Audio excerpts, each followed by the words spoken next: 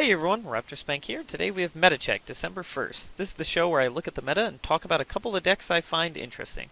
First though, let's get a quick update on Veimer control. Since recording, I've gone 4-4 with the deck, so we're at a 57% win rate, a little under, with a 13-10 record. This is including some pretty major mistakes though. I've been a little bit greedy with the deck, and you're a control deck, you can't really afford that, so there's been times I've tried to save Vi rather than throw her away to deal with a threat, and then I get punished for it. Specifically, I lost a game to Fizzlusives because they had a huge lounging lizard, and instead of just throwing Vi away to kill it, I tried to keep Vi alive, relying on the Hush I had in hand to win me the game, and then they played Bastion, and I had no way to strip off Spell Shield to be able to Hush it before it killed me, so yeah, just don't play greedy with the deck, and you should do alright with it. I think it's reasonably strong into the current meta. It's gone 0-1 against Noxus Ezreal, like the Ezreal Draven deck, and I think I've gone 1-0 versus it, playing on the other side of the matchup, so that might be a little unfavored. And that deck is kind of big right now, so that's one of your bigger concerns. There is a Demacia Freljord Fiora deck going around, though, and decks like that, as well as, honestly, Fizzlusives should be the same thing. Those decks were really great into, because Hush is very powerful into any Fiora deck, really. It can be good into the Demacia Ionio one, too, and for River Shaper, but that's where it's going to be a little bit trickier. But generally speaking, Hush makes us good into those matchups, so it's still in a decent spot. I wish I'd done better on it, because I think that's more me failing than the deck failing, but yeah, it's definitely holding its own, and it hasn't been completely pushed out of the meta in any way. So that's good. Other than that, there's just way too much Fiora in the meta again.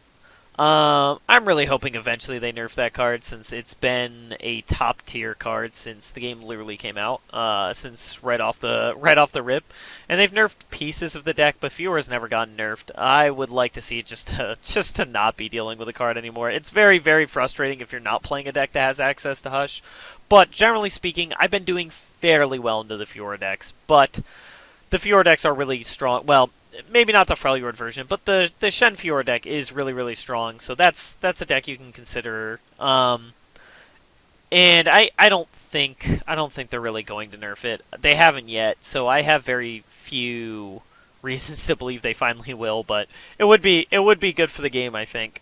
But that is one big thing to be aware of, is that you are pretty likely to see Fiora at some point if you're playing right now in ranked. So have a game plan for it, I guess is the best way to put it. Whether that's just trying to kill them before Fiora can win, or having Hush for Fiora, or just having removal up and ready to make sure that you can kill it. Maybe multiple amounts of removal in case they have some way to pump her, essentially. So just be aware of that. Have a plan. Be ready to deal with her. So keep that in your back pocket for those matchups. But otherwise, it's a fairly diverse metagame. You are going to see, not besides the Fiora, you're going to see a lot of Go Hard. That is still the deck that I see more than anything else. Draven Jinx has kind of fallen out a decent bit, so you might not see that anymore, but there's still plenty of aggro decks. It's mostly fearsome aggro decks, particularly Herald Wraiths is still sort of seen, but I think the deck has started running into more trouble lately, so a lot of people have moved towards the Fearsome Burn deck. So you'll see a decent amount of that, I think, or some odd Herald Wraith decks. I've seen them pick up Ionia now, I believe for Deny mostly, and the list is definitely running more Atrocities now, which I think it was always weird that they weren't running Atrocities, or some of the top tier lists that you were finding wouldn't have Atrocity in it. I think that card's nuts in it, so yeah, it's still definitely out there, it's still definitely prevalent, but I think I've seen a little more Fearsome Burn than anything else, so the meta does seem to be slowing down a little bit. But just make sure you have a game plan going into ranked for those decks and have some idea of how you want to play it. Control is fairly infrequent right now, so you don't have to worry about those matchups as much. But I will say, and this is a huge con, I think, for the game for me, like where the meta's at, is that most games are really, really long. Even when you're playing aggro, even when you're playing tempo, you are going to be in for the long haul in most matchups. So it's not really great if you like the really, really fast games, but it's not awful either.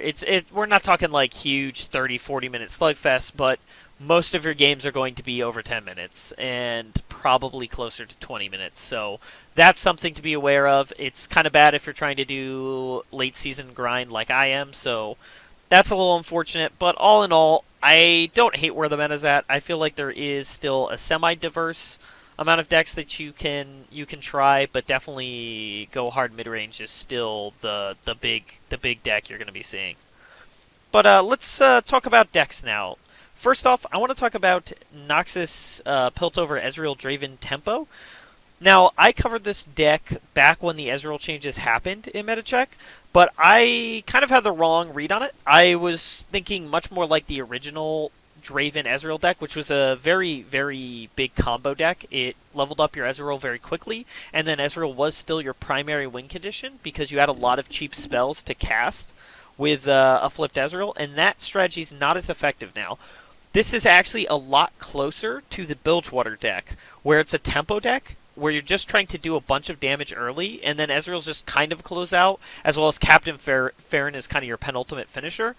The big difference between this and the old Bilgewater tempo Ezreal deck is that instead of going really, really wide, we go much larger with our units. We have some Dredger Draven for the 3 to 4 power, Chump Wump. It's all these big units, and then you use your removal to clear the way for these big units, rather than just playing a bunch of units and using Riptide to power level Ezreal. So that's the big difference between that and the other tempo Ezreal list.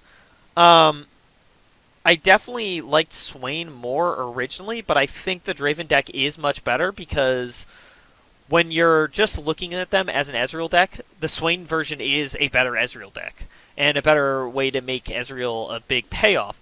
But the Draven deck is just more well-rounded and has a pretty decent matchup against most decks. So you want to play very aggressive with this deck. Against aggro, you want to look for a lot of removal. You want to look for cheap units. So that's going to be your best thing. Ezreal is really good in the matchup, actually, too, because he can pretty reliably generate removal every turn. They're often not going to have a way to kill him, so you can just keep hitting, getting free Mystic Shots, using them to clear the way. If you're going to be against a fearsome aggro deck, that's where you really want to look for the 3 power plus units, and Draven is exceptional here because his Spinning Axis can help you use House Spiders or Zaunite Urchin to block fearsome units and not lose your powerful units, as well as his Whirling Death can be really, really effective in that matchup, so that's what you want for the fearsome ones. For mid-range, you want powerful units or House Spiders just to block or gum up the board, essentially.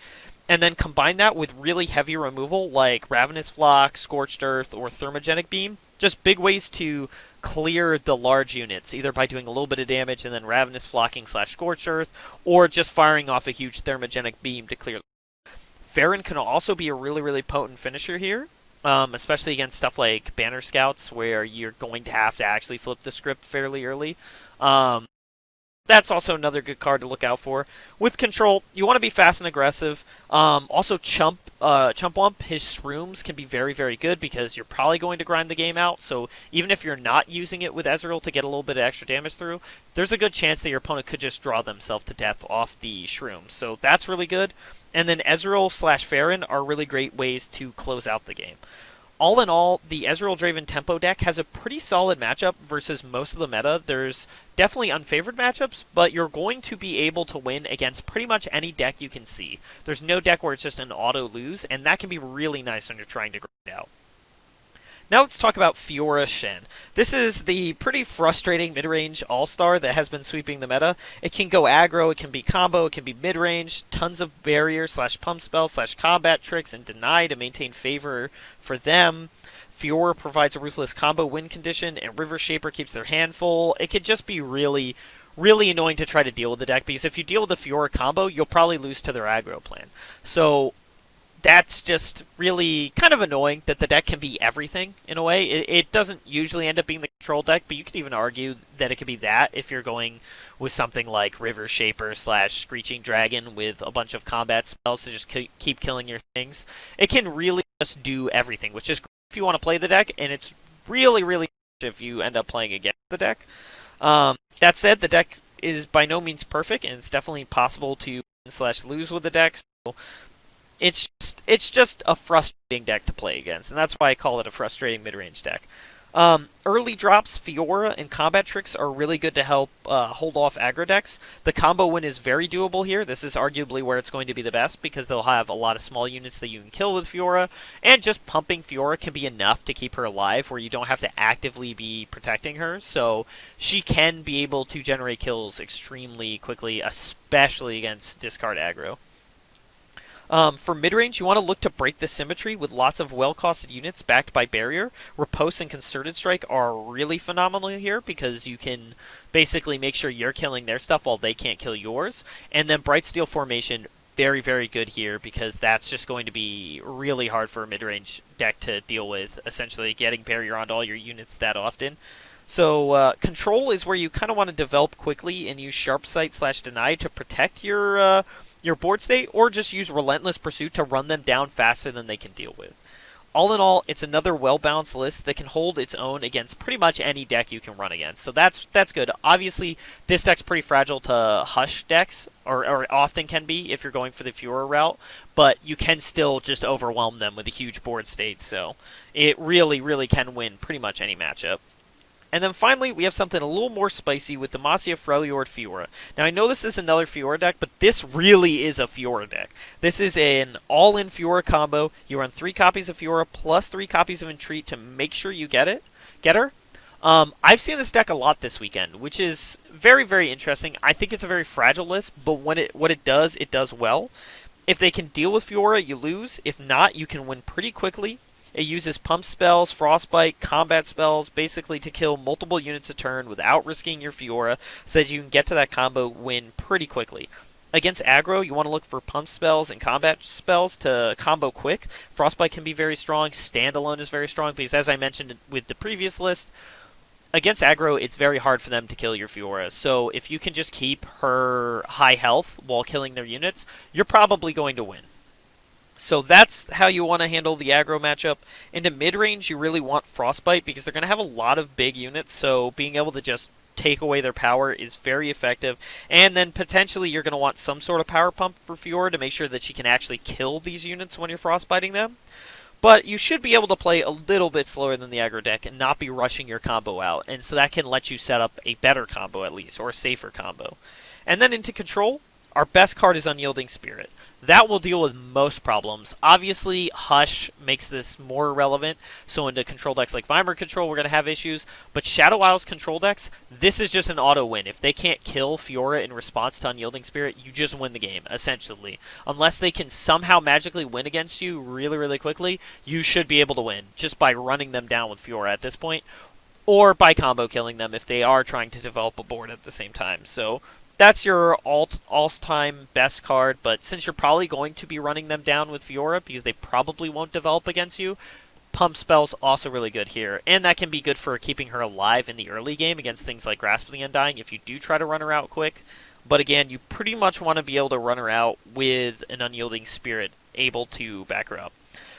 All in all, very fragile deck, but extremely flashy win condition if you can pull it off. So this is the absolute nuts Fiora combo deck, if that is your thing. So, thanks for watching the video. There's a link for all 3 of these decks in the description below if you want to give them a try. If you enjoyed the video, leave a like, comment below, and subscribe for more videos just